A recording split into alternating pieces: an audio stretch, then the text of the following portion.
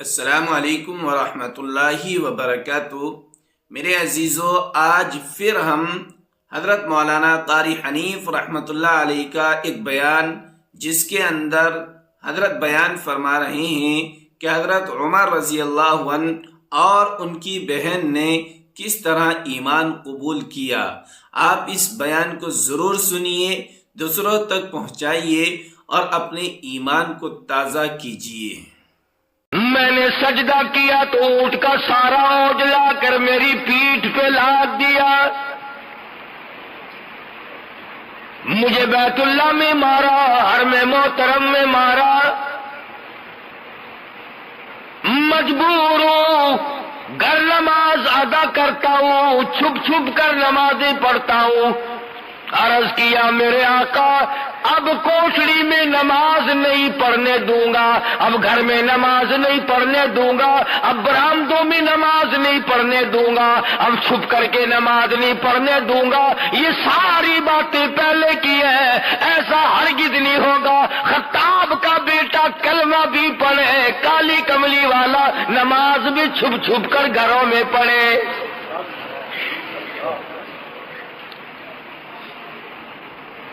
اب ایسا نہیں ہوگا، اب ایسا ہرگز نہیں میں کرنے دوں گا۔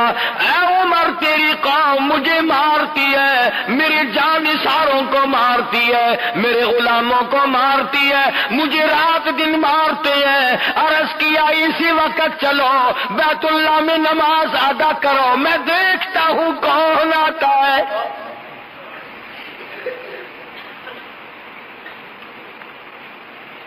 ادھر دارالندوا میں انتظار ہو رہا ہے، مکے کے سردار اکٹھے بیٹھے انتظار کر رہے ہیں، سر لینے گیا ہے۔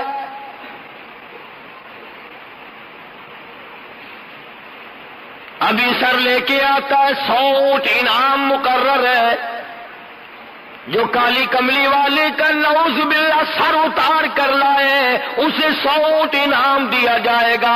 فاروق اعظم بہادر نظر آئے، ڈیوٹی ان کی لگا دی۔ خدا کی قسم سارا گھرانہ بڑا بہادر ہے، اس گھر کی عورتوں کو بھی مبارک ہو، کروڑا مبارک ہو، مار کھائی، کلمے سے بے وفائی نہ کی۔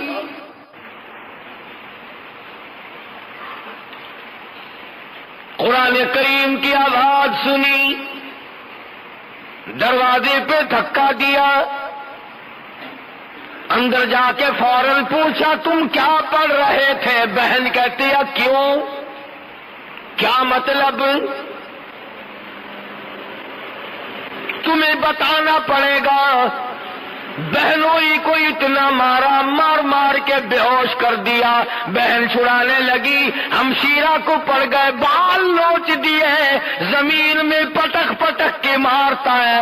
ادھر بہن کہتی ہے اے خطاب کے بیٹے، تیری خام خیالی ہے، تیرا خیال صحیح نہیں، تو کچے خیال کا آدمی ہے۔ تیرا کیا خیال ہے؟ کفر کے ہاتھوں مار کھا کے میں کلمے کا انکار کر دوں گی۔ یاد رکھی، جس چھاتی کا دودھ تو نے پیا ہے، رب ذوالجلال کی قسم میں نے بھی اسی چھاتی کا پی رکھا ہے۔ تو مارتا مارتا تھک جائے گا، میں مار کھاتی نہ تھکوں گی۔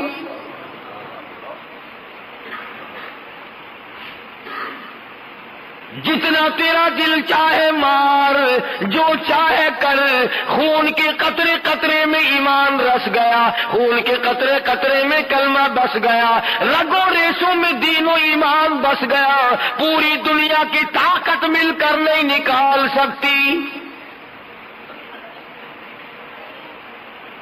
اور اگر یہ تیرا خیال ہے کہ میں مار کے نکال دوں گا تو سن پھر، بہن بولی، بہن بولی عمر ہم کو اگر تو مار بھی ڈالے، شکنجوں میں کسیا بوٹیاں کتوں پہ نچوا دے، تیری مرضی ہے، جو چاہے کرتا پھر، مار مار کے تھک جائے گا، میں دین حق سے کبھی بھی پھرنے والی نہیں۔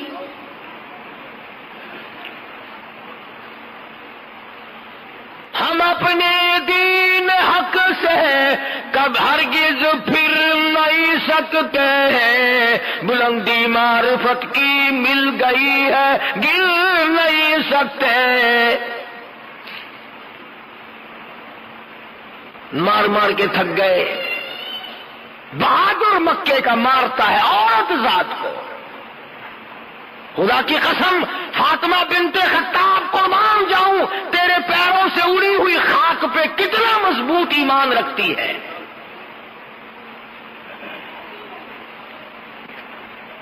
ایک آج ہم بھی مسلمان بنے پھرتے ہیں، جو چاہا کر گزرے، جو چاہا وہ سوچا، جو سوچا وہ اس پر عمل کیا، نہ صبح کا پتہ، نہ شام کا پتہ، نہ موت کا پتہ، نہ قبر کا پتہ، جس طرح سے چاہو اپنا گھپلا مچا کر اپنے آپ کو سیدھا رکھنے کی کوشش ہو رہی ہے۔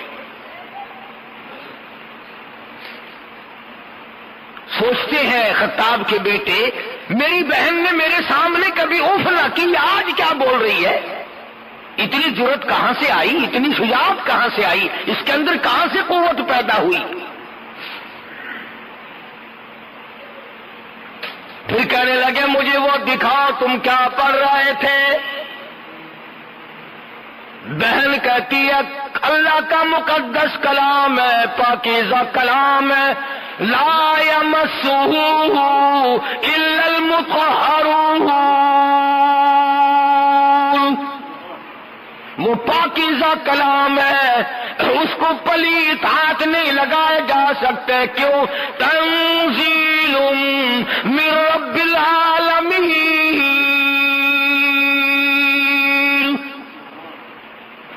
اس رب العالمین کا نازل کردہ کلام ہے، نزل بہ الروح الامین۔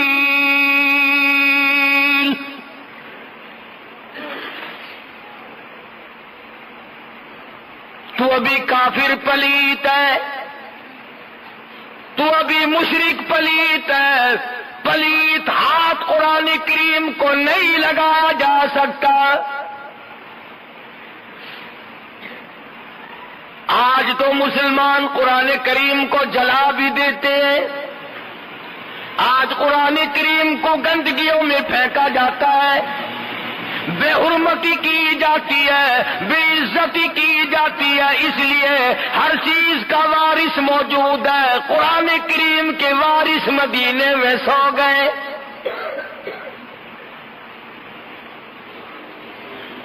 باصرار کہا کہ مجھے دکھاؤ تو صحیح آخر وہ کیسا کلام ہے۔ تو کہنے لگی ایک ہی صورت ہے اور ایک ہی طریقہ ہے، اور وہ یہ کہ غسل کرو۔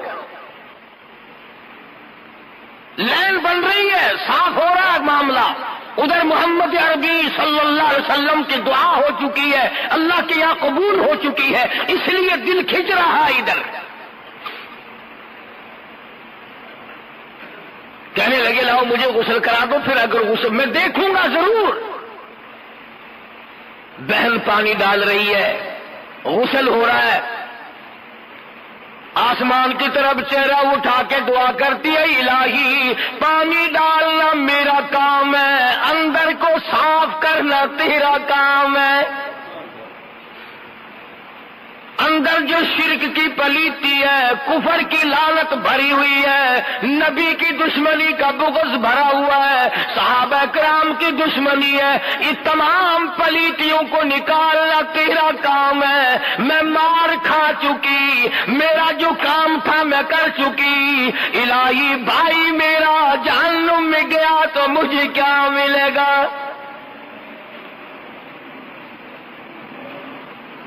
غسل کرنے کے بعد قرآن کریم کا ورقہ ہاتھ میں دیا، 2 آیتیں پڑھی ہیں۔ آج ہم سارا قرآن کریم پڑھ کر کے بھی قرآن والے نہ بنے، ماننے والے نہ بنے، عمل کرنے والے نہ بنے، اس پر غور و فکر کرنے والے نہ بنے۔ خطاب کے بیٹے 2 آیتیں پڑھ کر اتنا قرآن کیسے دائی بنا؟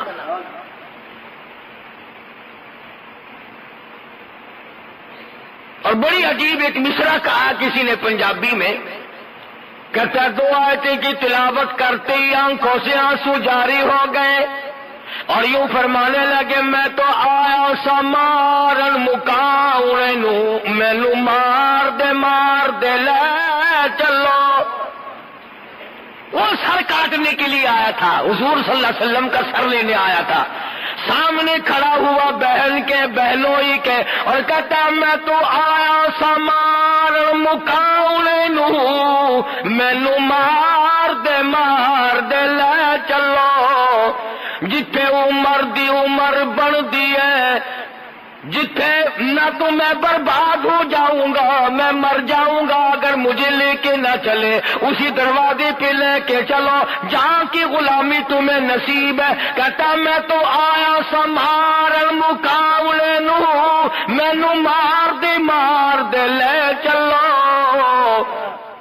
اس دروازے پہ لے کے چلو جہاں سے غلامی تمہیں ملی، جہاں سے قرآن ملا، ایمان کا شرف ملا، دولت ملی، سب کچھ ملا، مجھے بھی وہاں لے کے چلو. جتھے عمر دی عمر بن دی ہے کدی عمر نہ مک جاوے اٹھ لا چلو. کہتا ایسا نہ ہو کہ میری عمر ختم ہو جائے، میرا سانس نکل جائے، جلدی لے چلو. کتے عمر دی عمر نہ مک جاوے جتھے عمر بندی ہے اٹھ لا چلو. جہاں عمر بنتی ہے ارے مقدر بدلتے ہیں، جہنم سے نکل کر جنت کے ٹکٹ عطا ہوتے ہیں، وہاں مجھے لے کے چلو. اور یوں لکھا ہے کہ گلے پہ ہاتھ رکھا اور اپنی بہن کا ہاتھ پکڑ کے کہا فاطمہ میرے گلے میں رسی ڈال کر مجھے کتے کی طرح مکے کی گلیوں سے گھسیٹ کے لے چل. میں نبی کا گستاخ بن کے نکلا تھا، بے ادب بن کے نکلا تھا، قاتل بن کے نکلا تھا، جو غصہ بن کر نکلا تھا، جلال لے کے آیا تھا، غلامی کا توق میرے گلے میں ڈال کر مجھے گھسیٹتے ہوئے اسی دربار میں لے چلو.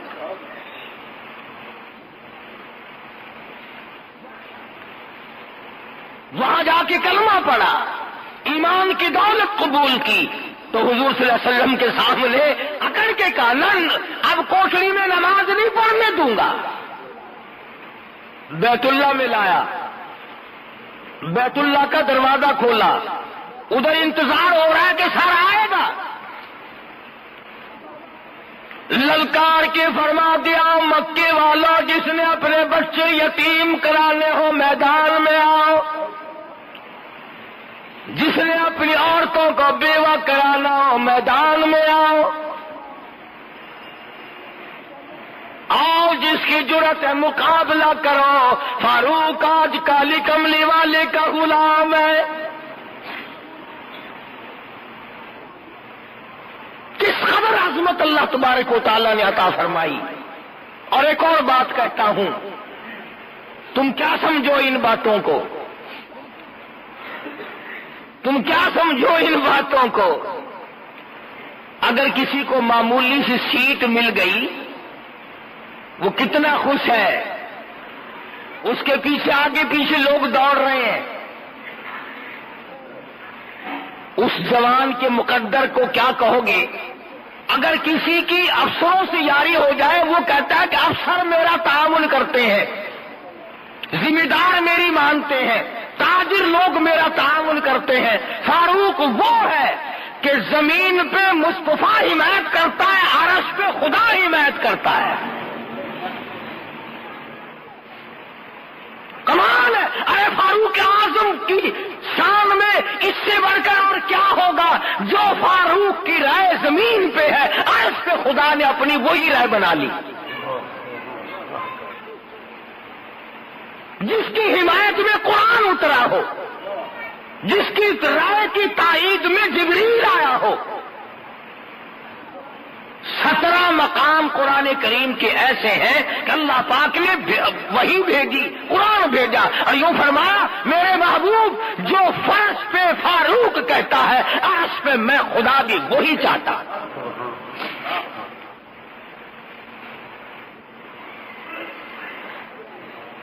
مقام ابراہیم پہ حضرت عمر رضی اللہ تعالیٰ عنہ نے عرض کیا یا رسول اللہ وہ کالی کملی والے میرا دل کرتا ہے کہ یہاں نماز پڑھوں. اپنے دادا ابراہیم علیہ السلام کے مقام پہ یہاں نماز پڑھوں، میرا دل چاہتا ہے. آپ نے فرمایا عمر میں کیسے تجھے اجازت دوں، مجھے آسمان سے حکم نہیں ملا. مجھے اللہ پاک کی طرف سے حکم نہیں ملا، اس لیے میں تجھے کیسے اجازت دوں؟ فاروق کہتا کالی کملی والے میرا بڑا دل کرتا ہے، میری بڑی خواہش ہے، میری بڑی آرزو ہے، میری بڑی تمنا ہے کہ حضرت خلیل اللہ نے جہاں کھڑے ہو کر بیت اللہ بنایا میں یہاں 2 رکعت نماز ادا کیا کروں۔ فرمایا عمر میں تجھے کیسے حکم دوں، مجھے خدا کی طرف سے حکم نہیں ملا، ابھی حرم سے باہر نہیں نکلے۔ اب آدائی واتخذوا من مقام ابراہیم مصلی، میرے محبوب مقام ابراہیم پہ نماز ادا کیا کرو۔ طواف پورا کرنے کے بعد فرش پہ جو عمر کہتا ہے عرش پہ میں خدا وہی چاہتا ہوں۔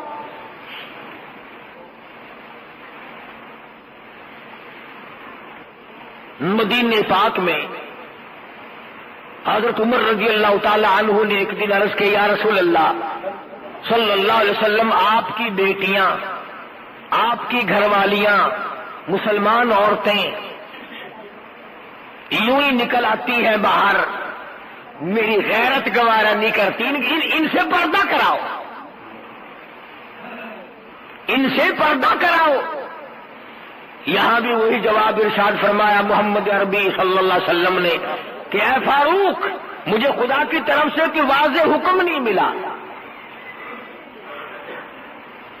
ادھر آواز آئی یا نبی قل لازواجک وبناتک ونساء المؤمنین یدنین علیہن من جلابیبہن، اے محمد کریم صلی اللہ علیہ وسلم آپ اپنی گھر والیوں کو فرما دیں، بیٹیوں کو فرما دیں، مومن عورتوں کو فرما دیں آج کے بعد وہ لمبی چوڑی چادر اوڑھے بغیر پردے کے بغیر نہ نکلا کرے۔ تو اس لیے فرش پہ جو فاروق چاہتا ہے عرش پہ میں خدا وہی چاہتا ہوں، جس کی حمایت میں قرآن نازل ہو رہا ہے۔ 1 2 نہیں 17 مقام ہیں۔ مدنی کریم صلی اللہ تعالی علیہ وسلم کے سامنے رئیس المنافقین عبداللہ ابن ابی بن سلول کا بیٹا صحابی ہے، حضور کی خدمت میں آیا، عرض کرنے لگا یا رسول اللہ صلی اللہ علیہ وسلم میرے ابا کا جنازہ پڑھا دو، تھا تو منافق، تھا تو پلیت، پر میرا باپ ہے، اللہ نجات کر دے گا، آپ جنازہ پڑھائیں اللہ پاک اس کی بخشش کر دے گا۔ حضور صلی اللہ علیہ وسلم اخلاق کریمانہ کے مالک تھے، اٹھ کھڑے ہوئے، ساتھ چل دیے۔ فاروق اعظم آگے بڑھے، حضور کا دامن پکڑ کے عرض کیا یا رسول اللہ میں اس منافق کی نماز نہیں پڑھانے دوں گا، جس نے اسلام کی جڑیں کاٹی ہو، اسلام کی جڑوں کی کھوکھلے کی ہو اور مسلمانوں کو تباہ و برباد کیا ہو، ہر وقت نقصان پہنچایا ہو، میں اس منافق کا جنازہ نہیں پڑھنے دوں گا۔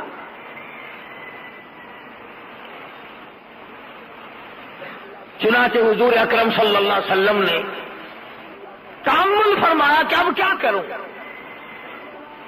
ابادائی ولا تصلی علی احد منہم مات ابدا، کالی کملی والے اس منافق کے جنازے پہ آپ کو کھڑا ہونے کی اجازت نہیں۔ فرمایا چلو میں قبر پہ مٹی ڈالوں گا۔ آواز آئی ولا تقم علی قبری، اس کی قبر پہ آپ کو 2 مٹھی مٹی کی ڈالنے کی اجازت نہیں۔ سنو، حضور صلی اللہ علیہ وسلم سے منافق کا بیٹا کہنے لگا آپ اپنا کرتا مبارک دے دیں، میں کفن کے طور پر اپنے باپ کو پہنا دوں تاکہ اس کی نجات ہو جائے۔ کرتا اتار کر دے دیا. آواز آئی میرے محبوب جس نے میرے قرآن کی مخالفت کی, جس نے میرے ایمان کی مخالفت کی, جس نے میرے مسلمانوں کو دکھ دیے, تکلیف پہنچائی, آپ اپنا کرتا بھی دے دیں اور آپ اس کے لیے بخشش کی دعا بھی کریں. ان تستغفر لهم او لا تستغفر لهم 70 مرة فلن يغفر الله لهم. میرے محبوب اگر آپ 70 مرتبہ بھی اس کے لیے بخشش کی دعا مانگے, میں خدا اعلان کرتا ہوں میں معاف نہیں کروں گا.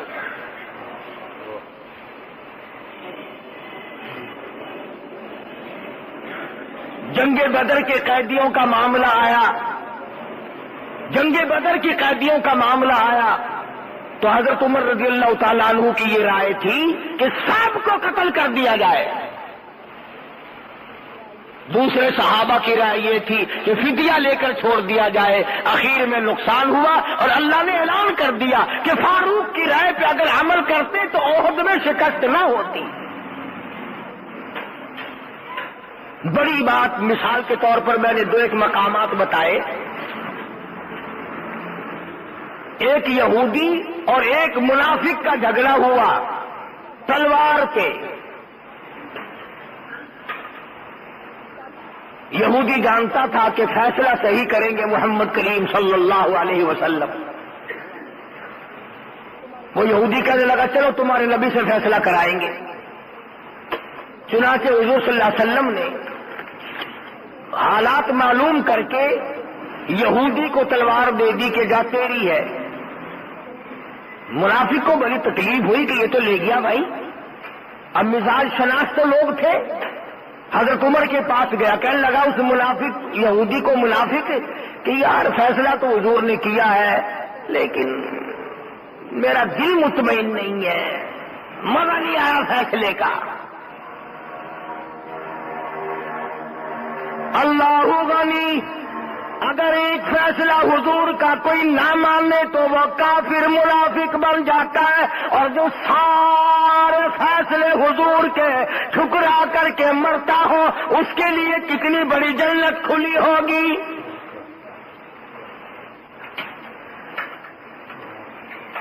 منافق نے ایک فیصلہ ٹھکرایا, ایک فیصلہ ماننے سے انکار کر دیا. آج کا مسلمان ہزاروں نہیں لاکھوں فیصلے ٹھکراتا ہے. نماز کا فیصلہ نہیں مانتا, روزے کا فیصلہ نہیں مانتا, عبادت کا فیصلہ نہیں مانتا, توحید کا فیصلہ نہیں مانتا, لینے دینے کی صفائی کا فیصلہ نہیں مانتا, جھوٹ بولنے سے منع کیا نہیں مانتا, شراب پینے سے منع کیا نہیں مانتا, زنا اور بدماشی اور حرام خوری سے منع کیا نہیں مانتا. ارے جو 100 فیصلوں کو سارا دن میں ٹھکراتا وہ کائے کا مسلمان ہے, وہ منافقین کا بھی باپ ہے.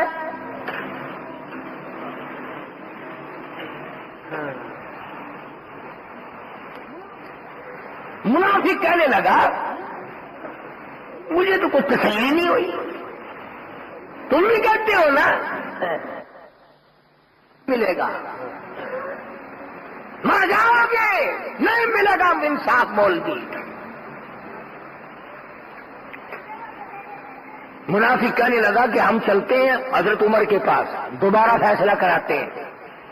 یہودی کہنے لگا یار وہ اپنے نبی کا فیصلہ موڑ دے گا.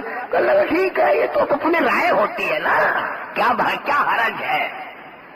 آج ہمیں بھی کئی لوگ یوں منہ پہ ہاتھ پھیرے کہتے ہیں جی اگر آپ یوں نہ کہیں تو کیا حرج ہے, اگر آپ یوں کر دیں تو کیا حرج ہے. اس حرج کرتے کرتے اسلام کا بھی اور اپنا بھی تختہ نکال لیا. مطلب ہونے والے نیک بنتے ہیں, پھر اپنے دل کی بات ہو. منافق کہنے لگا چلو یار دوبارہ فیصلہ کرا لیتے, اس میں کیا حرج ہے. یہ وہی جانتا تھا کہ عمر اور محمد کا فیصلہ موڑ دے صلی اللہ علیہ وسلم, ناممکن ہے. کہنے لگا چل میں 100 دفعہ تیار ہوں, جس چیز کے پاس تیرا دل کرتا ہے چل. حضرت عمر کے پاس گئے, حضرت عمر کے پاس گئے, بلایا اور منافق نے اپنی تن جمائی, بات جمائی. کہنے لگا یار کمال ہے, تمہیں اپنے آدمی کا بھی خیال نہیں آتا, مسلمان کا خیال نہیں کرتا, حد ہو گئی یار. تمہارے ساتھ لگنے میں کیا فائدہ ہوا بھائی؟ تلوار میں ہی مل گئی اس کو، کمال ہو گیا یار. ہمارا جھگڑا فیصلہ کرے. حضرت عمر نے فرمایا فیصلہ کرانے آئے ہو کہ جی ہاں. یہودی بڑا سیانا تھا، آج بھی یہودی بڑے سیانے ہیں. پاگل بے وقوف گدھے جتنے ہوں گے مسلمان ہوں گے. لالچ میں یہ مریں گے، روم میں یہ مریں گے، انشاءاللہ پوری دنیا میں ذبح ہو رہے ہیں مسلمان. یہودی اس وقت بھی سیانا تھا، آج بھی سیانا ہے. چپکے سے یہودی کہنے لگا جی آپ کی مرضی ہے، ویسے فیصلہ جو چاہو کرو، باقی تمہارے نبی نے فیصلہ کیا ہے. حضرت عمر نے فرمایا میرے آقا نے کہ ہاں فیصلہ ہو چکا کہ جی ہاں فیصلہ ہوا ہے. منافق کہنے لگا میں نہیں مانتا جی اس فیصلے کو، نعوذ باللہ، میں تو آپ سے فیصلہ کراؤں گا. دیکھو نا جی آپ بڑے سمجھدار آدمی ہیں، آپ کو تو پتا ہے نا اپنا کون ہے پرایا کون ہے. حضرت عمر نے فرمایا بہت اچھا، ابھی کرتا ہوں فیصلہ، تشریف رکھو. وہ سمجھے شاید کو کاغذ قلم لینے گئے ہیں، لکھ کر دیں گے، یہ کریں گے. اندر سے لاتے ہی تلوار ماری منافق کی گردن پہ وہ جا کے پڑی. کہنے لگا جو میرے آقا کے فیصلے کو نہیں مانتا میرے پاس اس کے لیے یہ فیصلہ ہے. اب گردن اڑ گئی. اب یہ جو منافق ہوتے ہیں نا، ان کا ایک آدھ آدمی نہیں ہوتا، ان کے ٹولے ہوتے ہیں. سارے مدینے میں چاروں طرف شور مچ گیا، ہائے کلمہ گو مار دیا، ہائے مسلمان قتل کر دیا، اجی رات کو تہجد پڑھنے والا قتل کر دیا، اجی رو رو کے دعائیں مانگ لے، ارے ارے ارے ارے ارے بڑا نیک آدمی تھا، بہت اچھا آدمی تھا. ٹول کا ٹول اکٹھا ہو کر دربار رسالت میں آیا صلی اللہ علیہ وسلم. حضور کے پاس آئے، دیکھو جی بغیر کسی گناہ کے، بغیر کسی خطا کے، بغیر کسی جرم کے، یوں ہی بڑا نیک آدمی، بڑا نیک آدمی. گردن اڑا دی اس کی عمر نے رضی اللہ تعالی عنہ. حضرت عمر کو بلایا حضور صلی اللہ علیہ وسلم نے، فرمایا یہ کیا کہتے ہیں؟ حضرت عمر نے فرمایا کہ جی اس نے کہا میں حضور کا فیصلہ نہیں مانتا، میرے پاس تو اس کا یہی فیصلہ تھا، میں نے کر دیا. سارے منافق کھڑے ہو گئے، بدلہ دلواؤ. مسلمان کے قتل کے بدلے قتل ہے، گردن اڑاؤ، ہمیں اختیار دو، ہم گردن اڑائیں گے. حضور نے فرمایا اے عمر گواہ کون ہے؟ گواہ کون ہے؟ فرمایا گواہ تو کوئی نہیں، ایک یہودی تھا، ایک یہ تھا، ایک میں تھا، اور وہاں تھا ہی کوئی نہیں، گواہ کوئی نہیں. حضور صلی اللہ علیہ وسلم بھی پریشان ہو گئے کہ اب کیا کیا جائے.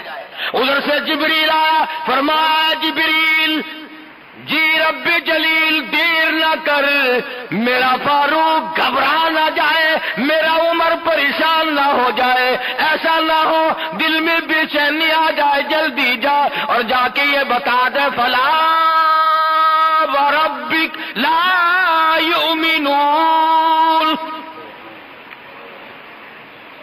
اے میرے محمد صلی اللہ علیہ وسلم، میرے نبی، تیرے رب کی قسم، تیرے پالنے والے کی قسم، تیرے خالق کی قسم، تیرے رزاق کی قسم، تیرے معبود کی قسم، وہ ہرگز ایماندار ہو ہی نہیں سکتا جو تیرے فیصلے کو ذرا نہ مانے. فاروق نے کافر کو قتل کیا ہے، مسلمان کو نہیں. جو تیرے فیصلے کو نہیں مانتا وہ مسلمان ہے ہی نہیں. خدا نے تائید کی فاروق اعظم کی، حمایت کا اعلان کر دیا. اور حضور صلی اللہ علیہ وسلم نے فرمایا اے عمر جس گلی سے تو گزرے گا وہاں سے شیطان نہیں گزر سکتا. چنانچہ آج بھی جہاں حضرت عمر کا نام لکھا ہوا ہو شیطان پرلی گلی سے گزرے گا، اس گلی سے نہیں گزرتا. تجربہ کر کے دیکھ لو. اور عمر کے مقابلے میں لفظ کیا ہے؟ موت. جو عمر کی دشمنی کرے گا وہ مرے گا. بھئی زندگی کو عمر کہ اللہ تیری عمر میں برکت دے، اللہ تیری عمر بڑھائے، اللہ کرے تیری عمر اچھی ہو۔ عمر کی دشمن موت ہے، جس کو عمر پسند نہیں وہ موت کو پسند کرے۔ فاروق اعظم رضی اللہ تعالی عنہ نے وہ شان جلالی دکھائی اور وہ عظمت دنیا میں پیدا کر کے دکھلائی۔ 65 لاکھ مربع میل کا علاقہ فتح کیا ہے، اور وہ کارنامے انجام دیے کہ دنیا قیامت تک یاد رکھے گی۔ یہ بیت المقدس جو آج تمہارے منہ پہ تھپڑ مار کر یہودیوں نے لے لیا، کھلا مارا مسلمانوں کے منہ پہ، بھیک مانگ کے نہیں لیا۔ حضرت عمر کا غلام ایک سواری پہ سوار ہو کر کے چلے، بیت المقدس میں کئی مہینے ہو گئے لڑائی ہوتے ہوئے فتح نہیں ہو رہا تھا۔ وہاں سے اطلاع آئی، حضرت عمر رضی اللہ تعالیٰ عنہ یہاں سے چلے تو غلام سے معاملہ طے کر لیا کہ ایک منزل تو سوار ہوگا میں پیدل چلوں گا، اور ایک منزل میں سوار ہوں گا تو پیدل چلیو۔ جب بیت المقدس کے قریب پہنچے تو حضرت عمر کی باری نیچے چلنے کی، غلام کی باری اوپر سوار ہونے کی۔ بیت المقدس کا جو انچارج تھا، جو متولی تھا، جو چیئرمین تھا، وہ آگے بڑھا اور اس نے بڑھ کر حضرت عمر کا حلیہ پہچانا جو ان کی توریت میں موجود تھا، چابیاں پیش کر دی کہ اتنا بڑا عدل، اتنا بڑا انصاف کہ غلام اوپر اور امیر المومنین نیچے پیدل چل رہا ہے، اور کپڑوں میں پیوند لگے ہوئے تھے۔ چابیاں پیش کر دی بیت المقدس کی کہ ہم تم سے لڑنا نہیں چاہتے، ہماری کتابوں میں موجود ہے کہ امیر المومنین اس حالت کا ہوگا تو وہ اس بیت المقدس کا وارث بنے گا، لہذا ہم یوں ہی حوالہ کر دیتے ہیں۔ جب فاروق کو لوگوں نے گالیاں دی، بیت المقدس بھی گیا، ملک بھی گیا، اور اپنی دور حکومت میں کیا نہیں کر کے دکھلایا۔ اللہ اکبر۔ رات کو گشت کرتے ہیں، سارا مدینہ سو رہا ہے، امیر المومنین چکر لگاتا ہے، مدینہ پاک سے باہر ایک قافلہ کی ٹھہرا ہوا ہے، اس سے الگ ہو کر ایک چھوٹا سا خیمہ لگا ہوا ہے، اندر سے کرانے کی آواز آتی ہے، ایک آدمی باہر بیٹھا ہے، اس سے پوچھا تو کون ہے، کیا بات ہے؟ کہنے لگا میں مسافر ہوں، میری گھر والی کے درد سے پیدا ہوا ہے، بچے کی پیدائش کا درد ہے، تکلیف ہے۔ فرمایا مدینے سے دائی کیوں نہیں لے آتا؟ کہنے لگا غریب ہوں، پائی پلہ، میرے پیسہ کوئی نہیں۔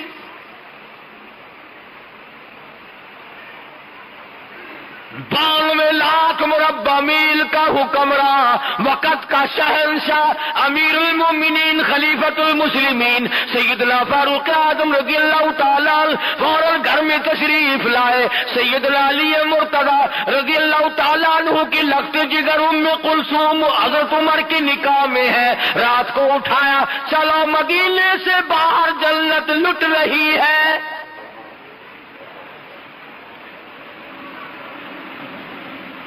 گھر والی کو ساتھ لائے، کچھ کھانے پینے کی چیزیں لائے، اور اس مسافر سے کہا کہ کیا تم میری گھر والی کو اجازت دیتے ہو کہ اندر جا کر خدمت کرے؟ اس نے کہا ضرور کرو، خدا تمہارا بھلا کرے۔ زمین پہ حضرت عمر اس کے پاس بیٹھ گئے، اس نے یہ سمجھا کہ یہ بھی بیچارہ میرے جیسا مسافر ہے کوئی، اور اس کو ترس آ گیا۔ لیکن اندر جب عورت کے بچہ پیدا ہوا، ام کلثوم نے جب آواز دی یا امیر المومنین، بشارت دو اپنے مہمان کو لڑکا پیدا ہوا، اب اس آدمی کی پیروں کے نیچے کی زمین نکل گئی کہ یہ تو عمر میرے پاس بیٹھے ہیں، یہ تو امیر المومنین ہے۔ کھڑا ہو کے کہنے لگا جی گستاخی معاف کرنا۔ فرمایا میری یہ ذمہ داری ہے، میرا یہ فرض ہے کہ رعایا کی ہر طرح کی خبرگیری کیا کرو۔ آج رعایا کو ستا کر اپنے پیٹ پالے جاتے ہیں، کوٹھی بنگلے بنائے جاتے ہیں۔ کون آج حمایت کرتا ہے کسی کی؟ فاروق اعظم رضی اللہ تعالیٰ عنہ کو کسی نے دیکھا، رو رہے ہیں۔ کسی نے پوچھا کیا بات ہے؟ فرمانے لگے فلاں نہر کے پل میں ایک بکری کا پیر آ کر مروڑا گیا ہے، ڈرتا ہوں قیامت میں بکری نے خدا کی عدالت میں اگر استغاثہ کر دیا تو عمر کیا جواب دے گا؟ اور یوں فرمایا کہ اگر میرے ملک کی سرحد کے کنارے پر بھی اگر کوئی کتا بھی بھوکا مر گیا، قیامت کے دن مجھ سے اس کا بھی سوال ہوگا۔ یہ ساری باتیں کس سے کہانیاں بن کر کے رہ گئی۔ بیت المقدس سے حضور صلی اللہ علیہ وسلم کا جانثار صحابی امیر المومنین خلیفۃ المسلمین فاروق اعظم جب واپس ہونے لگے تو ایک بڑھیا نے راستہ روکا اور کہنے لگی میں غریب ہوں، میری تو نے کوئی خبر گیری نہیں کی، خبردار قیامت میں تجھے پکڑوں گی۔ آج کل کسی افسر کو تو کہہ کے دیکھنا کہ قیامت میں تجھے پکڑوں گے، فوراً سر میں لوگ کہا تجھے پہلے ابھی قیامت سے پہلے مزہ چکھاتا ہوں۔ حضرت عمر رونے لگے اور فرمایا مائی مجھے کیا پتا ہے کہ تو کہاں رہتی ہے اور تیرا کیا حال ہے۔ صاف صاف کہنے لگی اگر تو میری خبر گیری نہیں کرنا جانتا حکومت تو کرتا تھا، کیوں حکومت کرتا ہے؟ چنانچہ بڑی رقم دی حضرت عمر رضی اللہ تعالیٰ عنہ نے اس بوڑھی مائی کو اور اس سے معافی مانگی اور اس سے تحریر لکھوائی کہ میں نے اللہ واسطے معاف کر دیا۔ کتابوں میں لکھا ہے کہ فاروق اعظم نے وصیت کی کہ یہ رقعہ میرے کفن میں رکھ دینا۔ مدینے میں راتوں کو گشت کیا جاتا ہے، باہر اندر چاروں طرف چکر لگاتے ہیں، اور وہ فاروق اعظم جس کا لحاظ پانی کرتا ہے، جس کی غلامی دریاؤں نے کی، جس کی غلامی آگ نے کی، جس کی غلامی ہوا نے کی، جس کی غلامی زمین نے کی۔ زلزلہ آیا مدینے میں، فاروق اعظم نے کوڑا مارا، اس کو ٹھہر جا، عمر تجھ پہ عدل کرتا ہے، کیوں ہلتی ہے؟ فوراً ٹھہر گئی۔ دریا کو رکا لکھا ہے، اگر تو اللہ کے حکم سے بہتا ہے تو بہتا رہے، ورنہ ہمیں تیری کوئی ضرورت نہیں۔ دریا کی زمین نے آج تک سورج کا منہ نہ دیکھا۔ آتش فشاں پہاڑ میں سے آگ نکلی، لوگ جل رہے تھے، بستیاں خاک ہو رہی تھی۔ فاروق اعظم کو آگ کی شکایت کی گئی، آپ نے اپنی چادر اتار کر دے دی کہ اس آگ کے سامنے کر دینا۔ آگ واپس پہاڑ میں داخل ہو گئی۔ ارے آگ شرم کر گئی، آج لوگ حیا نہیں کرتے۔ 300 میل پہ لڑائی ہو رہی ہے مسلمانوں کی کفار سے۔ جمعے کا خطبہ پڑھتے ہوئے یہاں سے آواز دی، یا سریہ اور قافلے والوں، پیچھے سے دشمن آیا۔ وہ سارے کہتے ہیں ہمیں ایسی آواز آئی جیسے حضرت عمر ہمارے سر پہ کھڑے ہو۔ ہوا نے پیغام پہنچائے، ہوا نے پیغام نشر کیے۔ تقوی اتنا، عدل اتنا۔ ابو موسیٰ اشعری رضی اللہ تعالی عنہ وزیر خزانہ تھے حضرت عمر کے زمانے کے۔ انہوں نے بیت المال میں جھاڑو دی، اور جہاں پیسے ٹکے اسباب سامان رہتا تھا جھاڑو دی تو مٹی میں سے ایک درہم نکل آیا، چونی۔ حضرت عمر کا پوتا کھڑا ہوا تھا، اس کے ہاتھ پہ رکھ دیا بچے کے، بھی کوئی شے لے کے کھا لے گا۔ وہ بابا کے پاس گیا حضرت عمر کے، تو منہ سے بات صاف نہیں کر سکتا تھا۔ پوچھا بیٹا تیرے منہ میں کیا ہے؟ کہ دادا جی پیسہ۔ کہاں سے آیا؟ ابو موسیٰ اشعری نے دیا۔ چلو کوئی بات نہیں، ہو گیا، کیا ہے؟ مگر بلا کے پوچھا ابو موسیٰ تم نے یہ درہم کہاں سے دیا؟ کہ جی بیت المال میں میں نے جھاڑو دی تھی، ایک چونی مل گئی، میں نے بچے کے ہاتھ پہ رکھ دی، کوئی چیز لے کے کھا لے گا۔ فرمایا میرا درہ لاؤ، مار مار کر تیرا چہرہ بگاڑ دوں گا۔ قوم کی چونی تو نے میرے بچے کو کیوں دی؟ یہ حرام کا مال تو نے میری آل کو کھلانا کیوں شروع کیا ہے؟ اندازہ لگائیں آپ۔ کس قدر عدل ہے، کس قدر انصاف ہے، کس قدر مزاج میں اللہ تبارک و تعالیٰ نے سجاعت دی ہے. ہر موڑ پہ قربانیوں میں آگے آگے ہے. اور مدنی کریم صلی اللہ تعالی علیہ وسلم کے سسر بھی ہیں. وہ کتنا بڑا بابرکت گھرانہ ہوگا جس دروازے پہ مدنی کریم صلی اللہ علیہ وسلم دلہا بن کر تشریف لائے.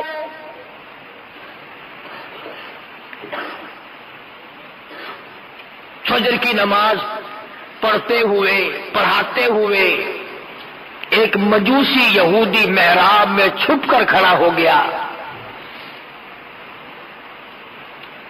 نماز پڑھتے ہوئے پڑھاتے ہوئے قرآن کی تلاوت کرتے ہوئے فاروق اعظم کو چھرا مارا ہے. 3 چھرے مارے نماز کے دوران. آپ گر پڑے.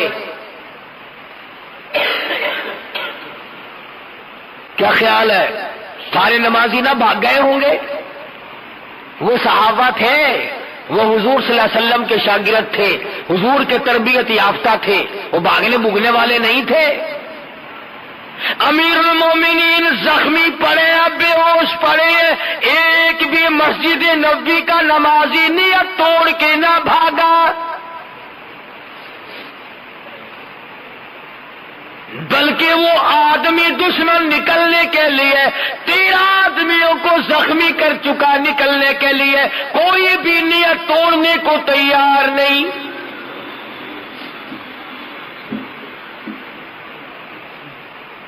ایک صحابی مسلح پہ ہو گیا اور اس نے نماز پوری کرائی. آج تو مکھی بیٹھ جائے پھر ہماری نماز میں مزہ نہیں رہتا، مچھری نماز نہیں پڑھنے دیتے.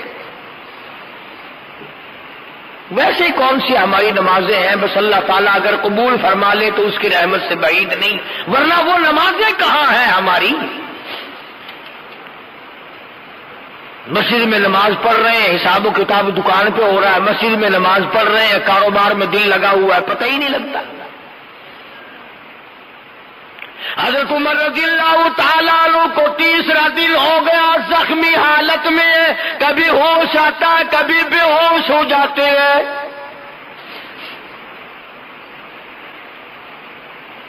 اپنے بیٹے حضرت عبداللہ کو بلا کے فرمایا، عبداللہ آج تو ایک کام کر، سیدہ عائشہ صدیقہ رضی اللہ تعالیٰ عنہا کی خدمت میں جا، میرے لیے ایک بھیک مانگ لا، خیرات مانگ کے لا، ایسی چیز مانگ کے لا جس کی مجھے بڑی سخت ضرورت ہے، جس کے بغیر میرا کام نہیں چلے گا. جا کر اماں عائشہ صدیقہ سے کہو کہ یہ جو روضہ اقدس صلی اللہ علیہ وسلم میں ایک حضور صلی اللہ علیہ وسلم کی قبر ہے، ایک صدیق اکبر کی قبر ہے، ایک قبر کی جو جگہ ہے یہ مجھے عطا کر دو. اندازہ لگاؤ ایسی چیز کون دے؟ اگر کوئی 10 روپے صدقہ خیرات کرتا ہے تو اسے امید ہے کہ اور مل جائیں گے. اگر کپڑا خیرات کرتا ہے تو اسے امید ہے کہ اور مل جائیں گے. دانا غلہ کوئی چیز بھی اگر دیتا ہے تو اسے اللہ کی ذات پہ یقین ہے کہ اور مل جائے گا. ارے یہاں تو پختہ پتہ ہے کہ نہ اور نبی آئے، نہ گنبد خضرا بنے، نہ قبر کی جگہ ملے. سیدہ عائشہ صدیقہ رضی اللہ تعالی عنہا نے تاریخ انسانی کو شرمندہ کر دیا اور یوں فرمایا، عبداللہ یہ جگہ تو میں نے اپنے لیے رکھی تھی کہ اپنے محبوب کے بغل پہلو میں میں سو جاؤں گی، پر عمر کو جواب دیتے ہوئے شرم آتی ہے، اس لیے کہ میرے محبوب نے حضرت عمر کو اللہ سے مانگ کے لیا تھا.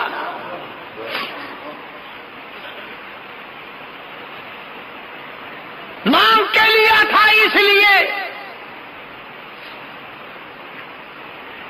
جاؤ میں نے اللہ واسطے جگہ عطا کر دی. سیدنا فاروق اعظم رضی اللہ تعالیٰ عنہ کا بیٹا واپس آ تو یوں فرما، مجھے اٹھا کر بٹھا، لیٹے لیٹے عائشہ صدیقہ کے پیغام کا جواب سننا بے ادبی سمجھتا ہوں. اور کسی نے پوچھا کیا حال ہے؟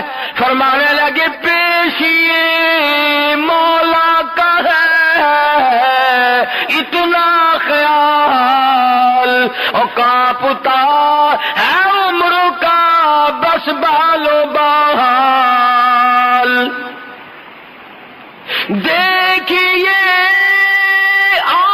آج جانا اس کی حضور، اور کیسے آوے پیش وہ رب غفور، پتہ نہیں کیا بنے گی۔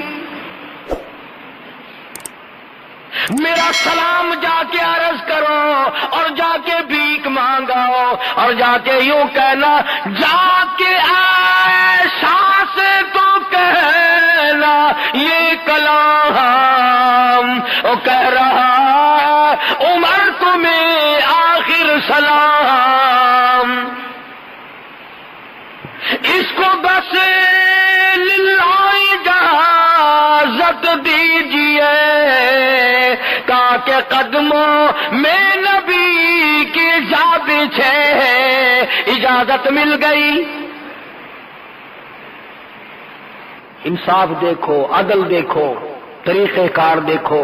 اس کے بعد بھی فرماتے ہیں سیدنا فاروق اعظم سب رضی اللہ تعالی عنہ، فرمایا عبداللہ، او میرے بیٹوں، او میرے رشتے داروں، جب میرا دم نکل جائے، جب غسل دے چکو، جب میری نماز جنازہ پڑھ چکو، جب فارغ ہو جاؤ، میری میت کو اٹھا کر عائشہ صدیقہ کے دروازے پہ لے جانا، تاکہ لوگ یہ نہ کہیں کہ زبردستی اجازت لے لی ہوگی، حکومت کا دباؤ ڈال کر اجازت لے لی ہوگی۔ ارے اس وقت لے جانا، نہ میری حکومت ہو، نہ میرے میں جان ہو، نہ بول سکوں، نہ کہہ سکوں، دروازہ عائشہ صدیقہ کا ہو، جنازہ میرا ہو، اور مجھے جنازے کے ساتھ میرا جنازہ وہاں رکھ دینا، پھر اجازت مانگنا۔ اگر اجازت دے دے تو روزے میں دفن کرنا، ورنہ جنت البقیع میں دفن کر دینا۔ چنانچہ حضرت عائشہ صدیقہ رضی اللہ تعالی عنہا نے پہلے بھی اجازت دے دی تھی، رو کے فرمایا، اے عمر، تجھ پہ خدا کی ہزارہا رحمتیں ہوں، ہزارہا اللہ کی کریمی تجھ پر نازل ہو، تو وہ ہے جس کو کالی کملی والے نے آنسو بہا بہا کر جھولیاں پھیلا کر کے مانگا تھا۔ سیدہ عائشہ صدیقہ رضی اللہ تعالی عنہا حضرت عمر رضی اللہ تعالی عنہ کے روزے اقدس میں دفن ہونے کے بعد پھر کبھی روزے میں گئی نہیں۔ کسی نے پوچھا، عائشہ تم پہلے تو جایا کرتی تھی، اب نہیں گئی؟ فرمانے لگی، پہلے ایک میرا شوہر میرے محبوب صلی اللہ علیہ وسلم، ایک میرا ابا دفن تھا، اب وہ عمر آ گیا، وہ غیرت والا آدمی تھا، مجھے شرم آتی ہے اس کی قبر پہ جاتے ہوئے۔ آج قبروں پہ عورتیں ناچتی ہیں، آج ڈھول بجتے ہیں، آج تماش بینی ہوتی ہے، بدماشی، چرس قبروں میں، فیم قبروں میں، بینک قبروں میں، جوا قبروں میں، تاش قبروں میں، شراب نوشی قبروں میں۔ ارے خدا کا قہر تم پہ کب آئے گا کہ اللہ تبارک و تعالیٰ کے وہ بندے جو قبروں میں جا چکے تم ان کی قبروں پر بیٹھ کر بے حیائی کرتے ہو؟ اتنا بڑا اولو العزم انسان فاروق اعظم، جس کے بارے میں انگریز مورخ گیبل لکھتا ہے کہ اگر 1 سال اور زندہ رہ جاتے دنیا میں کفر کا نام و نشان نہ رہتا، جس نے موٹے کپڑے پہن کر موٹا کھا کھا کر کے اپنی زندگی بسر کی اور اللہ اور اس کے رسول کے دین کا جھنڈا بلند کیا۔ آج قوم کو شرم نہیں آتی کہ صحابہ کرام کی تعریف کرنے کے بجائے گالی گلوچ کرتے ہیں، ان کو سب و شتم کرتے ہیں، ان کی شان میں گستاخی کرتے ہیں، اور عجیب سنی مسلمان ہے کہ انہیں بھی غیرت نہیں آتی۔ کم سے کم کچھ تو سوچو۔ پیغمبر کے رشتے دار ہیں اور وہ اولو العزم انسان ہے کہ تاریخ جن کو ہمیشہ یاد رکھے گی، قرآن جن کی حمایت میں آتا رہا۔ اللہ تبارک و تعالیٰ نے اچھا سارا واعظ اور ساری تقریر ایک طرف، آخری بات میری یاد کر لو، تختی پہ لکھ کے لے جاؤ، دل کی تختی پہ لکھ کے لے جاؤ۔ جو مدینے پاک میں حرم نبوی میں روضہ اقدس کی جالیوں کے پاس کھڑا ہو کر سلام پڑھ کے آئے، وہ حاجی بن جاتا ہے کہ نہیں؟ بڑا خوش قسمت والا انسان ہے کہ نہیں؟ اللہ سب کو یہ موقع عطا فرمائے۔ جو ساری عمر میں 4 دن 2 دن 2-4 منٹ آقا کے دربار میں کھڑا ہو کر صلاۃ و سلام پڑھے، وہ حاجی، وہ نیک، وہ نمازی، وہ جنتی، اور جس کو کالی کملی والا اپنی بغل میں لے کے سوائے پڑا ہو، پھر جس کو مدنی کریم صلی اللہ علیہ وسلم اپنے پہلو میں سلا رہے ہو، اپنے پاس سلا رکھا ہو، تو 4 منٹ جالی کے پاس کھڑا ہو کر جنتی بن جائے، اور وہ عمر جو پہلے الگ تھا آج بھی قبر کا ساتھی، حشر کا ساتھی، بدر کا ساتھی، بازار کا ساتھی، مزار کا ساتھی، ساری زندگی کا ساتھی۔ ارے آج بھی جا کے دیکھ، کالی کملی والے میں اور فاروق میں 2 انگل کا فرق نہیں ہے۔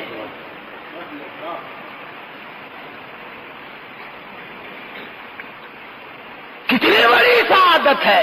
اگر روزہ اقدس جنت ہے تو فاروق بھی جنت میں ہے، اور ہمارا عقیدہ ہے مسلمانوں کا کہ عرش عظیم سے اعلیٰ مقام ہے روزہ اقدس کی زمین کا۔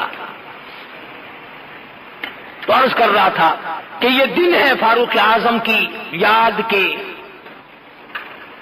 قرآن کریم پڑھ پڑھ کر کے بخشو، یاد کرو سیدنا فاروق۔ آج کا مضمون تو میرے سے ایسا بنا بھی نہیں، تکلیف ہے کان میں۔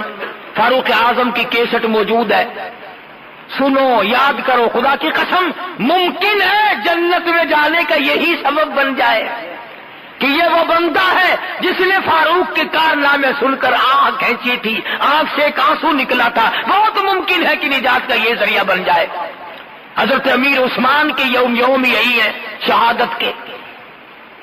آپ کم سے کم ان صحابہ کے قریب تو ہو جائے، ان کی